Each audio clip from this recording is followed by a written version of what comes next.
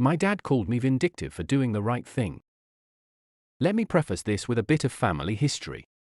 My biological parents divorced when I was young, leaving a gap between me and my dad and his new family. His eldest daughter, my stepsister, was a handful growing up, and my mom didn't exactly encourage a close relationship. Needless to say, visits felt more like obligations than joyful experiences. By the time I turned 13, things escalated. My mom convinced me to request my dad relinquish his parental rights so my stepdad could adopt me. With child support payments significantly overdue, my dad didn't put up much of a fight. That was that, a clean break, or so I thought.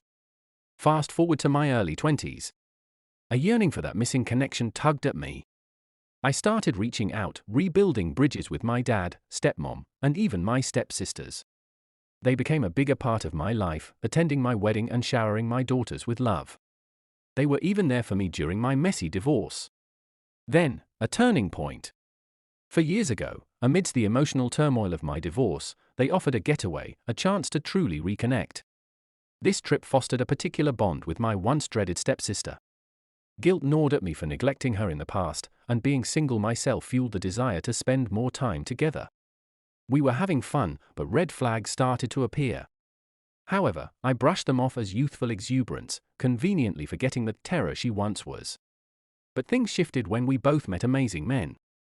I craved stability, wanting to focus on my fiancé and his children rather than late-night parties. Yet, I still found myself drawn into her orbit, accepting her invitations for drinks.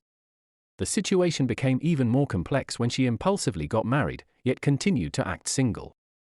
I witnessed it all, disappearing with random guys, blatant flirting, endless messages to different men. The final straw came the night she had unprotected sex with someone else and then pressured me to lie about it. My parents had grown suspicious of her behavior, and I vowed to be honest if they confronted me. So, I confessed, but only about the one incident she pleaded with me to cover up. They assured me they'd handle it, discreetly speaking to her and ensuring she came clean to her husband.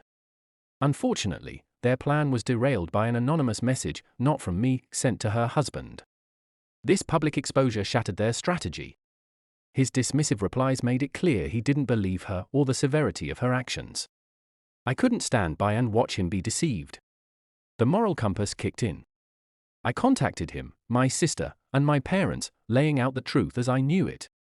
They were my family, but allowing this charade to continue wasn't an option. It was the right thing to do, even if it meant acting sooner. The fallout was immediate. My dad called me bitter and vindictive, claiming I wasn't his responsibility. My stepmom accused me of negativity and toxicity, spewing the tired trope of family doesn't attack family. Disappointment washed over me. Their words were a betrayal, a confirmation of the dysfunction I'd always suspected. I severed ties, letting them know this was the end. They enabled my sister, and their hurtful words would be the last they ever spoke to me.